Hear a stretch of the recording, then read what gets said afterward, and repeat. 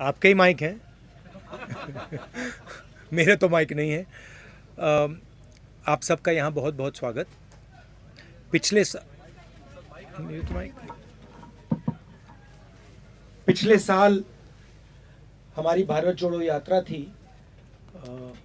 कन्याकुमारी से हम कश्मीर चले और काफ़ी इम्पैक्टफुल ऐतिहासिक यात्रा रही। उसके बाद काफ़ी लोगों ने हमें कहा कि कन्याकुमारी से कश्मीर अगर यात्रा की है तो वेस्ट से ईस्ट या ईस्ट से वेस्ट भी होनी चाहिए, और काफ़ी सजेशंस आए। तो एंड में कांग्रेस पार्टी ने डिसीजन लिया कि हमें ईस्ट से वेस्ट यात्रा करनी चाहिए।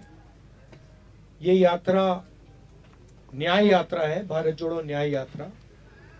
इसका लक्ष्य सामाजिक न्याय, आर्थिक न्याय, राजनीतिक न्याय का है, मुद्दे उठाने का है। मणिपुर में हमने ये यात्रा शुरू की। इसके पीछे सोच थी क्योंकि मणिपुर के साथ बहुत भारी अन्याय हुआ है। पहली बार हिंदुस्तान की स्टेट में महीनों के लिए हिंसा चल रही है और प्रधानमंत्री जी, बीजेपी के लोग वहां गए तक नहीं है। मणिपुर के बाद हम नागालैंड से निकले। यहां भी एक कमिटमेंट किया गया था, प्रधानमंत्री ने नागालैंड के लोगों से कमिटमेंट किया था। उस कमिटमेंट को भी पूरा नहीं किया गया जो एग्रीमेंट था। तो ये यात्रा महाराष्ट्र तक जाएगी। एक इशू है, मैं चाहता था कि पैदल यात्रा हो, मगर वो थोड़ा ज़्यादा लंबा हो जाता, टाइम नहीं था। तो ये हाइब्रिड यात्रा है, मगर हमारी कोशिश रहेगी कि ज़्यादा से ज़्यादा टाइम हम जहाँ भी पैदल चल सकें हम पैदल चलें। आपके अब सवाल हों या अंग्रेजी में बोल दूं? Should I say it in English? Last year we did a Bharat Jodo Yatra from Kanyakumari to Kashmir, which was a very impactful, successful yatra. It helped bring the people of India together, and it transformed the political narrative and placed a alternative narrative to the divisive narrative of the BJP. We've decided to do a similar yatra from east to west. We decided to start in Manipur because of the tragedy that has taken place there, the loss of life, loss of property, violence, and of course the fact that the Prime Minister has not even cared to visit the state, which I think is a sad and shameful affair. And we are going to go all the way to Maharashtra. I would have liked it to be a pedal yatra, walking yatra, but time constraints are there, so we have decided to make it a hybrid yatra. It will be our attempt to walk as much as possible. There are some places where walking is difficult and there are other issues. But the idea behind the Nyaya Yatra is to fight for justice, to raise the issue of justice, social, political, and economic justice. And each state has its own characteristics, so to raise state-specific issues. Nagaland itself had been given a commitment by the Prime Minister 9 years ago, which has been broken, which has not been completed.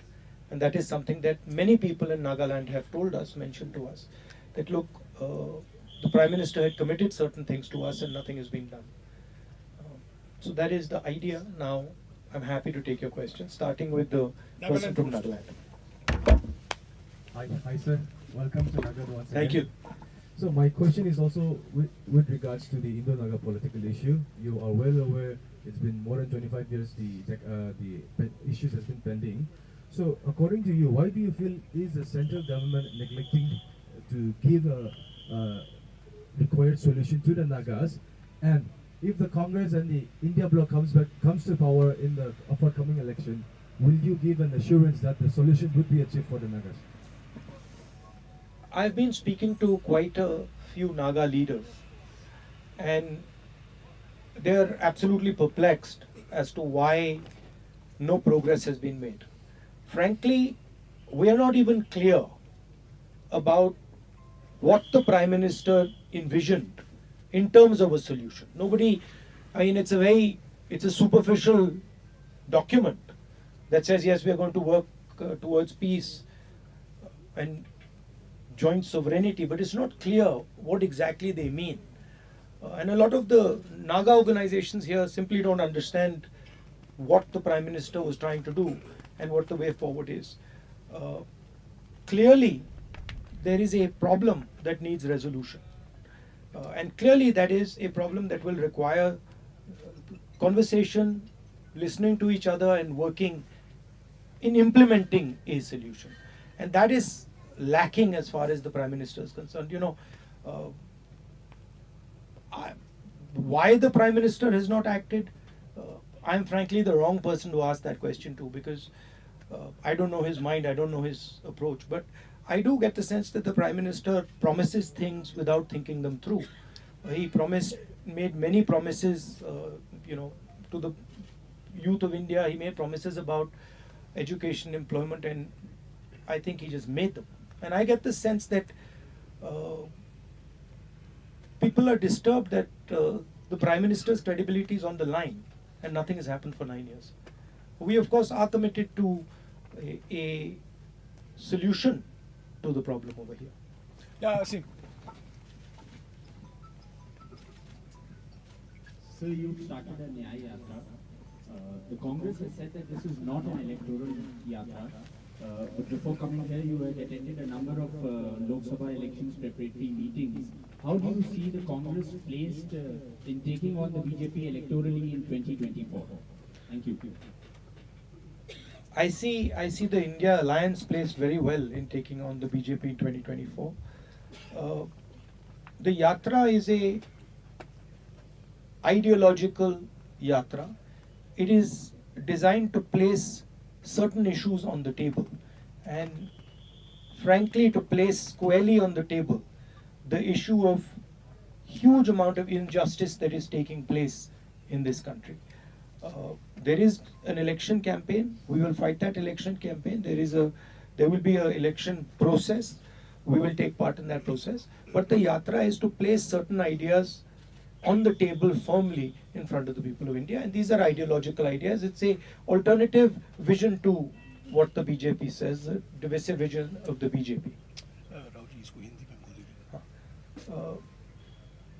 तो जो भारत जोड़ो न्याय यात्रा है वो विचारधारा की यात्रा है.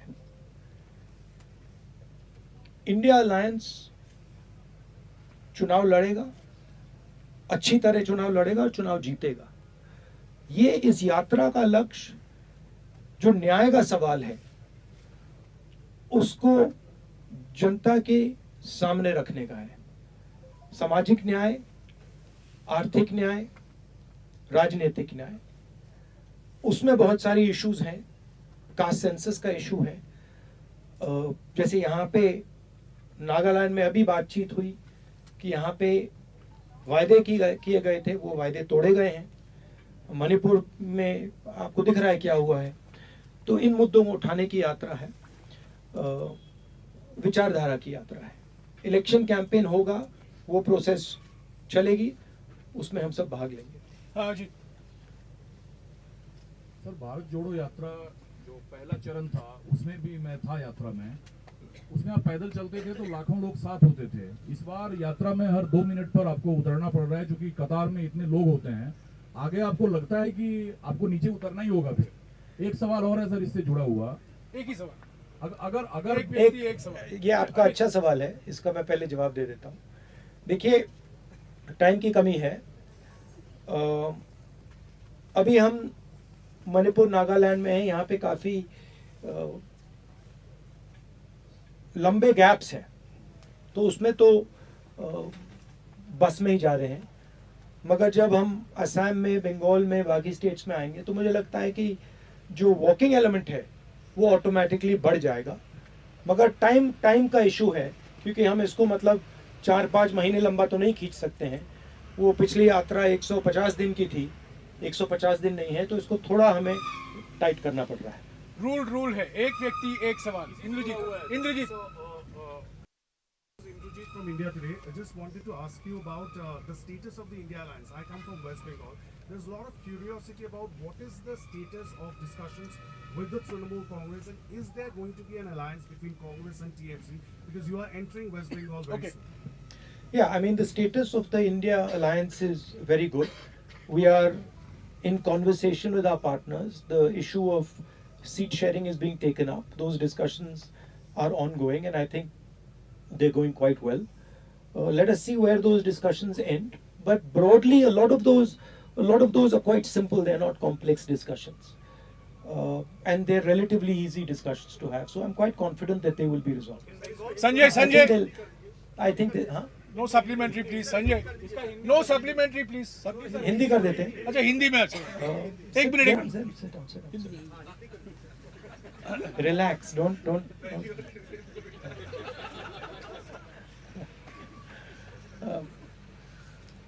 तो देखिए, इंडिया अलायंस के जो प्रोसेसेस हैं, डिस्कशंस हैं, अच्छी तरह चल रहे हैं. ज़्यादातर जगह आसान है, ज़्यादा कॉम्प्लिकेशंस नहीं है.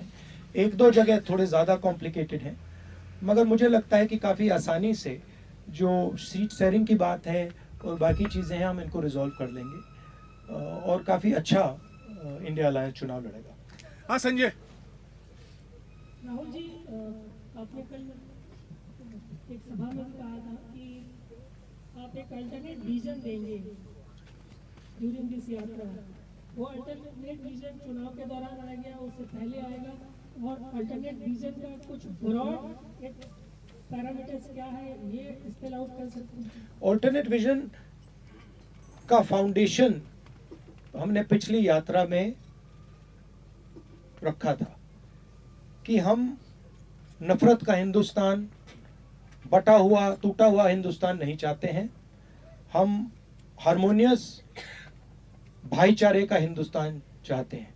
और वो भारत जोड़ो यात्रा was a resounding success. Everybody, even the BJP people से इट. नाउ उसका अगला कदम जो बीजेपी का जो मॉडल है, जो नफरत भरा हिंसा का मॉडल है, वो अन्याय का मॉडल भी है.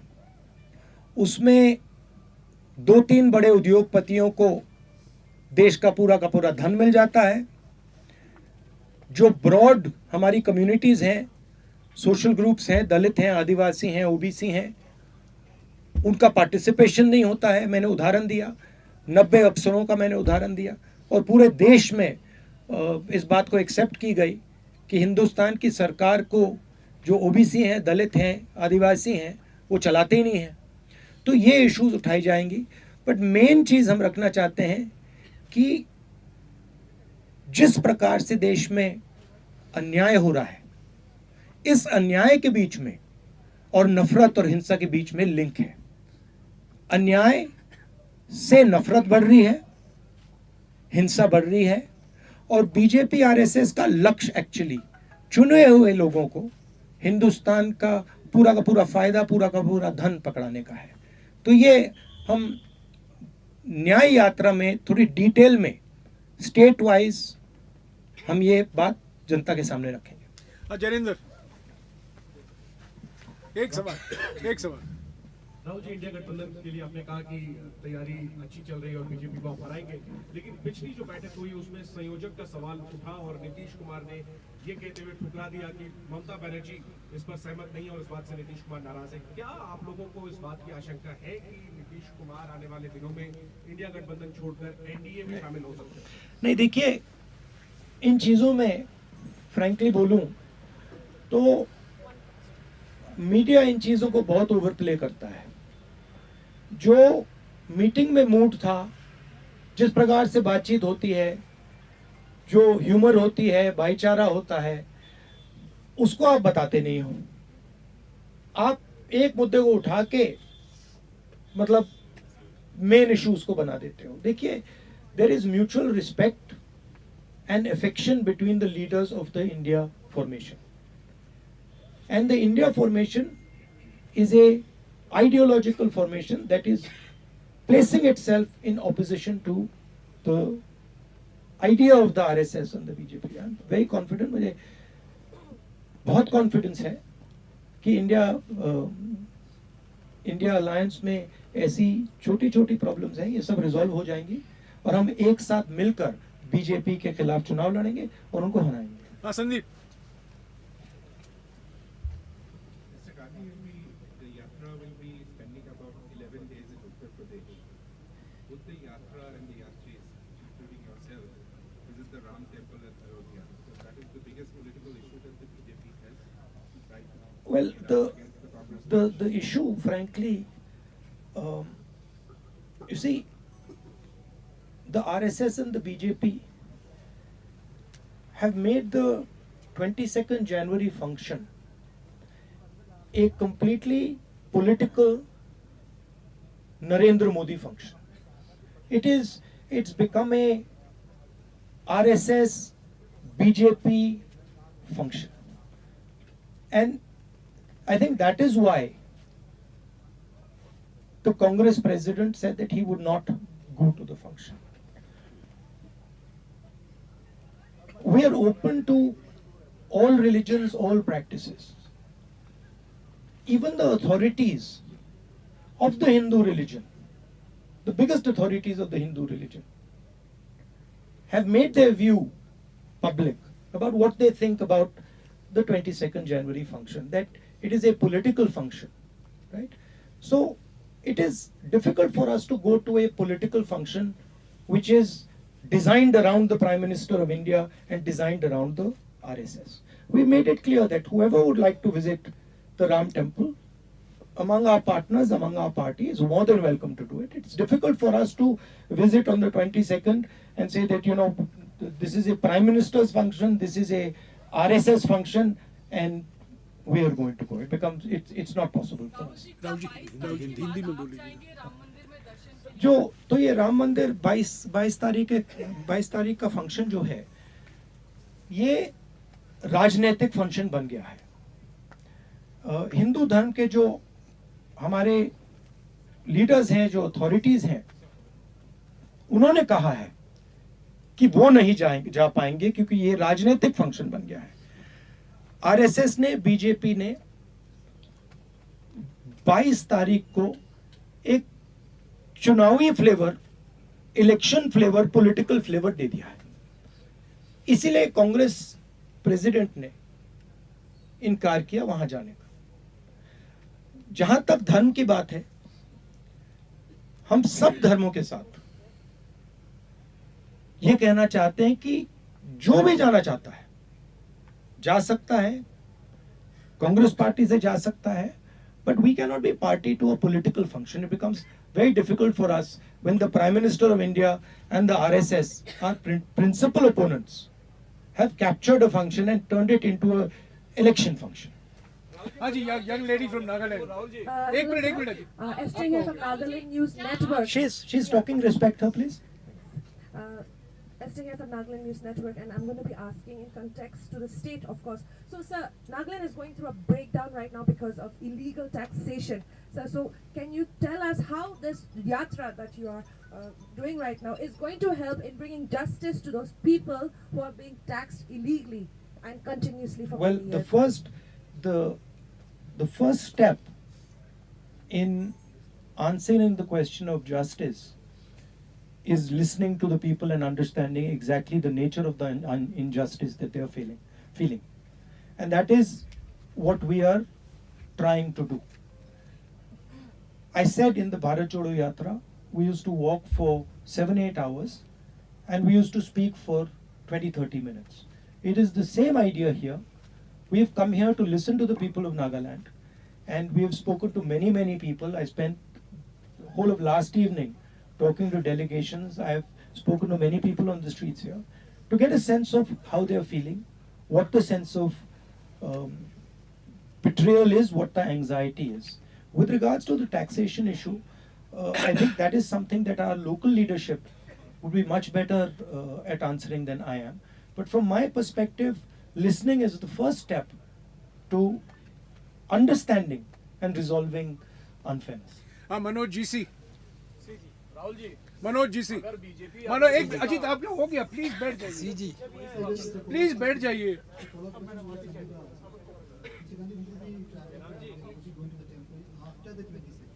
Well, our rally, our yatra has a fixed route, and we are going to follow that route. We're going to follow the route that I am on. This is a route that we have designed, and we are going to stick to this route. I actually don't know. I can check and tell you, but I will be somewhere on the route of the yatra. Ji Vikrant, I think we will be in Assam. हाँ विक्रांत. आपने जो सवालों का जवाब दिया, इससे जुड़ा हुआ एक सवाल है कि आप जब परेशान होते हैं तो आप कैलाश मानसरोवर यात्रा भी गए थे, जहाज से ऊपर से नीचे आए. आप अपने को शिव भक्ति करते हैं और शिव भक्ति करते हैं, लेकिन उसके बावजूद सियासत में जब बीजेपी और प्रधानमंत्री तमाम लोग कहते हैं कि कांग्रेस पार्टी गांधी परिवार हिंदू विरोधी है, तो उसका जवाब कैसे देंगे? देखिए, जो मेरी सोच है, जो सचमुच में धर्म को मानता है वो धर्म के साथ पर्सनल रिश्ता रखता है, वो अपनी लाइफ में धर्म का प्रयोग करता है. जो धर्म के साथ पब्लिक रिश्ता रखता है, मतलब जो धर्म यहां पे पहनता है, वो धर्म का फायदा उठाने की कोशिश करता है. मैं अपने धर्म की फायदा उठाने की कोशिश नहीं करता हूं, मुझे उसमें इंटरेस्ट नहीं है. मगर मैं जो धर्म है उसके जो प्रिंसिपल्स हैं उससे अपनी जिंदगी जीने की कोशिश करता हूं. तो मैं लोगों के साथ ठीक से बर्ताव करता हूं, लोगों की इज्जत रखता हूं. जब कोई मुझे कुछ कहता है, मैं अहंकार से नहीं बोलता हूं, उसकी बात सुनता हूं, नफरत नहीं फैलाता हूं. ये मेरे लिए हिंदू धर्म है और इसका मैं अपनी जिंदगी में पालन करता हूं. मगर मुझे इसको अपनी शर्ट पे पहनने की जरूरत नहीं है. जो इसको मानते नहीं हैं उनको शर्ट पे पहनने की जरूरत होती है. तो ये बात है. ओके, शुक्रिया राहुल जी, 25 मिनट हो गए. शुक्रिया शुक्रिया शुक्रिया. कैसे करेगा, क्योंकि बीजेपी इसको अगर Thank you very much. शुक्रिया. I understand that you are having a little bit of a hard time with the food and stuff. I apologize for that. Thank you.